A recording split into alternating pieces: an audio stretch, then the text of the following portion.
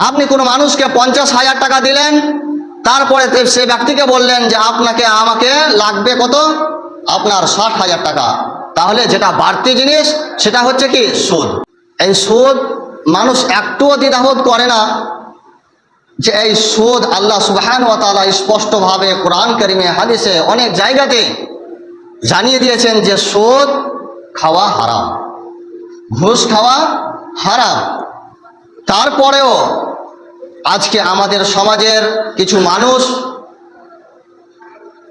জানার সত্ত্বেও, মুসলমান হওয়ার সত্ত্বেও তারা কি করে, আজকে এই সুদ নামক জিনিসটা আজকে তারা ভক্ষণ করছে।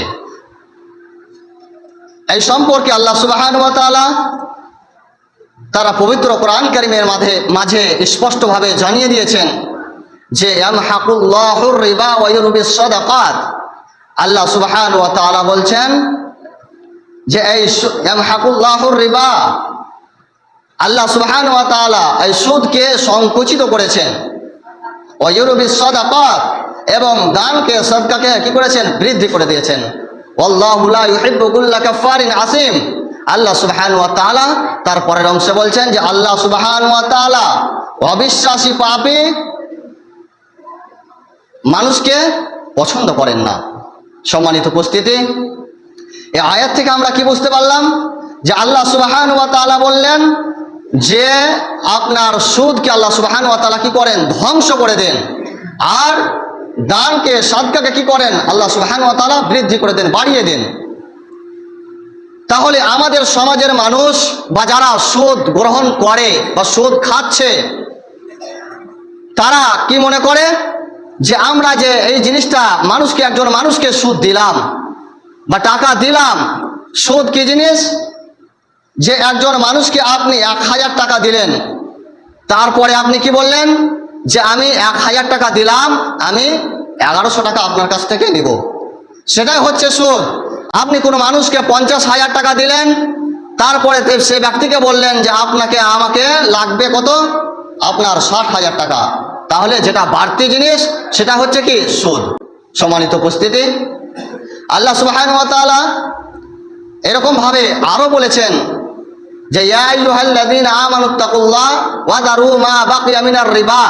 আল্লাহ সুবহানাহু ওয়া তাআলা বলছেন, হে ঈমানদার গণেরা, হে বিশ্বাস গণেরা, তোমরা, আল্লাহ সুবহানাহু ওয়া তাআলা বললেন যে ইয়া আইয়ুহাল্লাযীনা আমানুত্তাকুল্লাহ, তোমরা আল্লাহকে ভয় করো, আর তোমরা সুদের বৃদ্ধি থেকে তোমরা কি করো, বেঁচে থেকো। আর তোমরা কি করো, যদি প্রকৃত মুমিন হয়ে থাকো। সম্মানিত উপস্থিতি, আয়াত থেকে আল্লাহ সুবহানাহু ওয়া তাআলা মুমিনদেরকে সম্বোধন করে বললেন যে যদি তোমরা প্রকৃত মুমিন হয়ে থাকো, তাহলে তোমরা কি করো, তোমরা সুদের বাড়তি জিনিসটাকে কি করো, তোমরা ছেড়ে দাও। সম্মানিত উপস্থিতি, আজকে আমরা যদি দেখি আমাদের সমাজে অনেক মানুষ আজকে সেটাকে নিজের খেয়াল খুশি ভেবে আজকে তারা কি করছে, এই সুদকে তারা নিজের মনে করে তারা আজকে মানুষের সামনে, মানুষের বাড়ি, আজকে ঘরে ঘরে আজকে সুদ হয়ে গেছে। এই সুদকে আমাদের সমাজে তার নামকে পরিবর্তন করে আজকে ইন্টারেস্ট নামে ব্যবহৃত করে তারা আজকে কি করছে, সুদ ভক্ষণ করছে। কিন্তু এই সুদের নাম যদি আপনার পরিবর্তন করে যদি সে সুদ খায়, তাহলে কখনো সেটা হালাল হয়ে যাবে না। যদি কোনো মানুষ এর আপনার লেনদেন করার সময় যদি এর নাম পরিবর্তন করে যদি সে সুদ খায়, তাহলে তার নাম পরিবর্তন হয়ে যাবে না। সম্মানিত উপস্থিতি, তাহলে আমাদের সমাজে অনেক মানুষ, এখনো আমাদের অনেক মানুষ আছে যে আমরা জানছি যে সুদ খাওয়া ইসলামে, শরীয়তে হারাম, তারপরে আমরা কি করি, আমরা সুদ খাই। আল্লাহ সুবহানাহু ওয়া তাআলার নবী কি বলেছেন যে সুদ খায়, যারা সুদের কারবার করে, আল্লাহ সুবহানাহু ওয়া তাআলার নবী কি করেছেন, যে তাদেরকে আল্লাহ সুবহানাহু ওয়া তাআলা অভিশপ্ত করেছেন। কেমন ভাবে? আল্লাহ রাসূল সাল্লাল্লাহু আলাইহি ওয়াসাল্লাম হাদিসের মধ্যে বলছেন, আন জাবির রাদিয়াল্লাহু তাআলা আনহু قال লা'না রাসূলুল্লাহ সাল্লাল্লাহু আলাইহি ওয়াসাল্লাম আকিলার রিবা ওয়া মুকিলাহু ওয়া কাতিবাহু ওয়া শাহিদাইহি ওয়া ক্বালাহুম সাওয়াউন। জাবির রাদিয়াল্লাহু তাআলা আনহু বলেন, রাসূল সাল্লাল্লাহু আলাইহি সাল্লাম সুদ গ্রহণকারী ও প্রদানকারী ও সুদের সুসাক্ষী আর এদেরকে কি করেছেন? অভিশপ্ত করেছেন।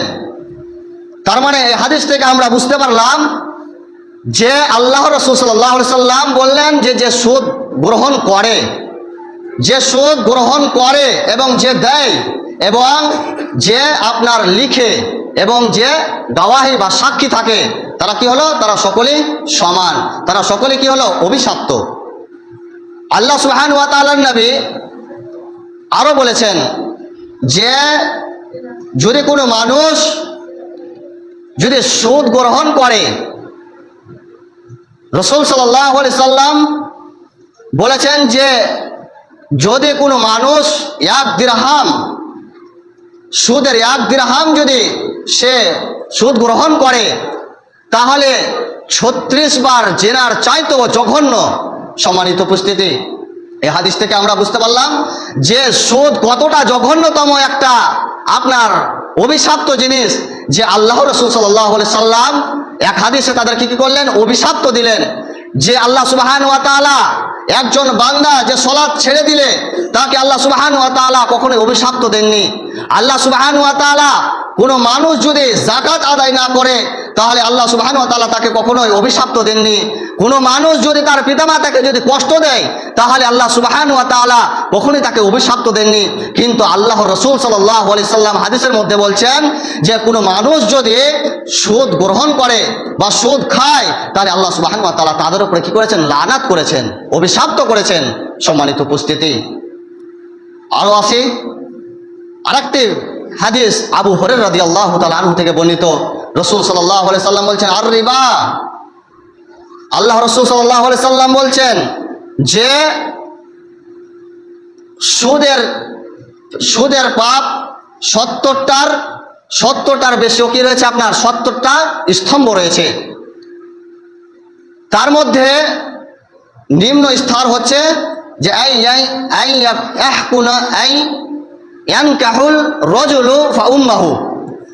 রাসূল সাল্লাল্লাহু আলাইহি সাল্লাম বললেন যে 70টা স্তর রয়েছে, তার মধ্যে সাধারণ বা তার মধ্যে সর্বনিম্ন হচ্ছে যে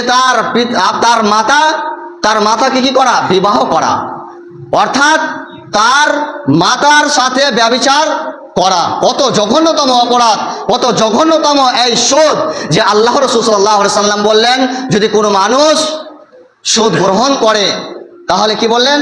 তার মাতাকে বিবাহ করা বা তার মাতার সাথে জেনায় লিপ্ত হওয়া।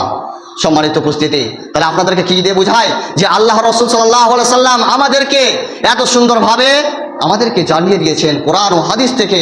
তারপরেও আজকে আমরা জানার সত্ত্বেও আজকে আমরা সুদে লিপ্ত, আজকে আমরা ঘুষে লিপ্ত, না হলে আমাদের চলে না। আজকে আমরা মজবুর করে দিই সেসব মানুষদেরকে যারা অসহায় মানুষ, যে তাদেরকে আমরা কিছু টাকা দিয়ে তাদেরকে আমরা জড়িত করে দিচ্ছি আজকে সুদের সাথে। সম্মানিত উপস্থিতি, আল্লাহ রাসূল সাল্লাল্লাহু আলাইহি সাল্লাম আমাদেরকে নিষেধ করেছেন যে তোমরা সুদ থেকে বেঁচে থেকো, কেননা সুদ এত জঘন্যতম অপরাধ যে তার মিশাল আপনি নিজেই পেলেন। আল্লাহ রাব্বুল আলামিন যারা সুদ গ্রহণ করে, রাসূল সাল্লাল্লাহু আলাইহি ওয়াসাল্লাম বললেন যে যারা সুদ গ্রহণ করে তারা কি করবে? আল্লাহ সুবহানাহু ওয়া তাআলার সাথে ও তার রাসূলের সাথে কি করবে? যুদ্ধ করতে তাদেরকে হুকুম দেওয়া হয়েছে। যে সুদ গ্রহণ করে তারা কি করবে? আল্লাহ তার রাসূলের সাথে যুদ্ধ ঘোষণা করেছেন। সম্মানিত উপস্থিতি, আল্লাহ সুবহানাহু ওয়া তাআলা বলছেন ইয়া আইয়ুহাল্লাযীনা আমানুত্তাকুল্লাহ ওয়া যারু মা বাকিয়া মিনার রিবা ইন কুনতুম মুমিনিন। তারপর আল্লাহ সুবহানাহু ওয়া তাআলা ফাইল্লাম তাফআলু ফাআদারু বিহারবিন মিনাল্লাহি ওয়া রাসূলিহি। আল্লাহ সুবহানাহু ওয়া তাআলা আমাদেরকে জানিয়ে দিলেন যে হে মুমিনগণ, তোমরা কি করো? আল্লাহকে ভয় করো। ওয়া যারু মা বাকিয়া মিনার রিবা, এবং যা আপনার বাকি রয়েছে সুদের যে বেশিটা রয়েছে তোমরা কি করো? তা থেকে তোমরা বেরিয়ে এসো, সেটাকে ছেড়ে দাও যদি তোমরা প্রকৃত মুমিন হও। ফাইল্লাম তাফআলু, যদি তোমরা সেটা না করতে পারো তাহলে তোমরা কি করো? আল্লাহ তার রাসূলের সাথে তোমরা যুদ্ধ ঘোষণা করো। সম্মানিত উপস্থিতি, আপনি পারবেন? কোন মানুষ পৃথিবীতে আছে যে আল্লাহ তার রাসূলের সাথে কি করবে? যুদ্ধ করবে? আজকে আমরা আমাদের রক্তর গরম দেখিয়ে আমরা কি করে, আমরা আজকে অহরহ মানুষ, অনেক মানুষ আজকে আমাদের রক্তর গরম দেখিয়ে, আজকে আমরা মানুষকে দাম্পত্য দেখিয়ে, আজকে মানুষকে আমরা কি করি, এই সুদে জর্জরিত করে দিচ্ছি। সম্মানিত উপস্থিতি, আল্লাহ রাব্বুল আলামিন আরো বলেছেন যে তাদের উপরে অভিশপ্ত। রাসূল সাল্লাল্লাহু আলাইহি সাল্লাম বলেছেন, লাআনা রাসূলুল্লাহ সাল্লাল্লাহু আলাইহি সাল্লাম এই সুদ যদি আমরা দেখি, আমরা সকল মানুষই জর্জরিত হয়ে গেছি।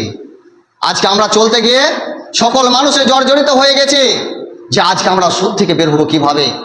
যারা সুদ খায় পৃথিবীতে, তাদের জন্য আল্লাহ সুবহানাহু ওয়া তাআলা কিছু পার্থিব জীবন তাদের জন্য শাস্তি রেখেছেন। তার মধ্যে হচ্ছে একটা কি, যে তাদের ইবাদত কোনো কবুল হবে না। যারা সুদ খায় তাদের কোনো ইবাদত আল্লাহ সুবহানাহু ওয়া তাআলার কাছে কবুল হবে না। আর আরেকটি হচ্ছে যে ব্যক্তি সুদ গ্রহণ করে বা সুদ খায়, আল্লাহ সুবহানাহু ওয়া তাআলা তার বালা মুসিবত কি করে, তাকে ঘিরে নেয়। দেখতে মনে হচ্ছে যেন অনেক। আল্লাহ রাসূল সাল্লাল্লাহু আলাইহি সাল্লাম একটি হাদিসের মধ্যে বলেছেন যে সুদ আপনার কিছু সংকুচিত আর দানকে বৃদ্ধি করেছেন। তো আল্লাহ সুবহানাহু ওয়া তাআলার নবী জনাবে মুহাম্মদ রাসূলুল্লাহ সাল্লাল্লাহু আলাইহি সাল্লাম হাদিসের মধ্যে বলছেন যে আবি হুরায়রা রাদিয়াল্লাহু তাআলা আনহু قال লাআনা রাসূলুল্লাহ সাল্লাল্লাহু আলাইহি সাল্লাম আর রাসিয়া মুরতাশি। আল্লাহ রাসূল সাল্লাল্লাহু আলাইহি সাল্লাম বললেন যে ঘুষ গ্রহণকারী ও ঘুষ প্রদানকারী তারা কি, সকলে কি হলো, অভিশপ্ত। আল্লাহ সুবহানাহু ওয়া তাআলা যদি কোনো মানুষকে বা যারা সুদ ঘুষ যারা খাচ্ছে তাদেরকে যদি অভিশপ্ত করে, তাহলে কত বড় আল্লাহ সুবহানাহু ওয়া তাআলা রাগান্বিত, চিন্তা করেন একবার। সম্মানিত উপস্থিতি, আল্লাহ রাসূল সাল্লাল্লাহু আলাইহি সাল্লাম আল্লাহ সুবহানাহু ওয়া তাআলা আরো বলেছেন যে আল্লাযীনা ইয়াকুলুনার রিবা লা ইয়াকুমুনা ইল্লা কামা ইয়াকুমু মুল্লাযীনা ইয়াতাখাব্বাতুহুশ শাইতান। আল্লাহ সুবহানাহু ওয়া তাআলা এই আয়াতের মধ্যে বলেছেন যে যারা সুদ গ্রহণ করে তারা কি শয়তানের স্পর্শে, তারাকে কাল কিয়ামতের মাঠে কিভাবে উঠানো হবে, যে তাদেরকে কাল কিয়ামতের দিনে যারা সুদ গ্রহণ করে বা সুদ খায় তাদেরকে আল্লাহ সুবহানাহু ওয়া তাআলা বললেন যে সুদকে হারাম করেছেন এবং ব্যবসা কি করেছেন, হালাল করেছেন। তো আল্লাহ সুবহানাহু ওয়া তাআলা এই আয়াতের তাফসীর করতে গিয়ে আব্বাস রাদিয়াল্লাহু তাআলা আনহু তিনি বলছেন যে যারা সুদ গ্রহণ করে বা সুদ খায় তাদেরকে কাল কিয়ামতের দিনে যখন কবর থেকে উঠানো হবে, তখন আল্লাহ সুবহানাহু ওয়া তাআলার নবী হাদিসের মধ্যে বলেছেন এবং আল্লাহ সুবহানাহু ওয়া তাআলা আমাদেরকে জানিয়ে দিয়েছেন। আর তাফসীর করতে গিয়ে আব্বাস রাদিয়াল্লাহু তাআলা আনহু বলছেন যে তাদেরকে সেই দিন যেমন মির্গির রোগ হয়, যে মানুষ ছটপট করে, সেরকম ভাবে মানুষকে কি করা হবে, যে সুদ গ্রহণ করে, যে সুদ খায়, তাকে সেরকম ভাবে কাল কিয়ামতের দিনে উঠানো হবে। সম্মানিত উপস্থিতি, আর তাদেরকে যখন কিয়ামতের মাঠে উঠানো হবে, এত সংখ্যক মানে পুরো পৃথিবীর মানুষ থাকবে সেই দিন, আর তাদেরকে লাঞ্ছনা অবস্থায় উঠানো হবে। তাহলে মানুষ জানতে পারবে যে এই মানুষটি পৃথিবীতে কি করত, রিবা অর্থাৎ আপনার সুদখোর বলে তা কি হতো, আপনার পরিচিত হয়ে যাবে। মানুষ জানতে পারবে যে এই পৃথিবীতে এই ব্যক্তি, এই মানুষটা কি করত, সুদ খেত, সেই মানুষটা কি করত, ঘুষ খেত। সম্মানিত উপস্থিতি, আরেকটি হাদিস, রাসূল সাল্লাল্লাহু আলাইহি সাল্লাম কে যখন আপনার মেরাজে নিয়ে যাওয়া হলো, যখন ফেরেশতারা যখন মেরাজে নিয়ে গেলেন, তখন রাসূল সাল্লাল্লাহু আলাইহি সাল্লাম যখন মেরাজে গেলেন, তখন যেতে যেতে অনেক কিছু দেখলেন। দেখার পরে রাসূল সাল্লাল্লাহু আলাইহি সাল্লাম এমন এক জায়গাতে গিয়ে পৌঁছালেন, এমন এক জায়গাতে একজন ব্যক্তিকে দেখলেন যে সেখানে আপনার রয়েছে কিসের, রক্তের নহর। সেখানে একজন ব্যক্তি আপনার সেই রক্তের নহরেতে কি করছে, হাবুডুবু খাচ্ছে। তারপরে একজন ব্যক্তি কিনারায় দাঁড়িয়ে আছে, সে হাবুডুবু খাচ্ছে, সে চেষ্টা করছে অনেক যে সে কি করছে, কানা আপনার ধারে আসার জন্য। যখন সেই ব্যক্তি যখন ধারে আসতে আরম্ভ করছে, যখন কাছে চলে আসছে, তখনই সেই ধারে থাকা ব্যক্তি তার পাথর নিয়ে তার মুখমণ্ডলে তাকে আঘাত করছে। আবার সেই ব্যক্তি আঘাত পেয়ে আবার সেই যেখার হাল সেই সেখানেই পৌঁছে যাচ্ছে। এইভাবে যখন সেই ব্যক্তিকে আঘাত করা হচ্ছে, তখন রাসূল সাল্লাল্লাহু আলাইহি সাল্লাম জিবরাইল আলাইহিস সালামকে জিজ্ঞাসা করলেন, ইয়া জিবরাইল, এই ব্যক্তি কে? এই ব্যক্তির এই অবস্থা কেন? এই ব্যক্তিকে এইভাবে আঘাত করা হচ্ছে কেন? সে ব্যক্তির রক্তের নহরে কেন হাবুডুবু খাচ্ছে? তখন জিবরাইল আলাইহিস সালাম বললেন যে এই ব্যক্তি হচ্ছে তোমার উম্মতের দল। এরা তারা কি করেছে? সুদ খেত। আপনার এই উম্মতের দল, তারা পৃথিবীতে তারা কি করতো? সুদ ভক্ষণ করত। সম্মানিত উপস্থিতি, তাহলে তার কতটা ভয়াবহ আপনারা একবার চিন্তা করেন যে সুদ খেলে তার কতটা ভয়াবহ অবস্থা। সম্মানিত উপস্থিতি।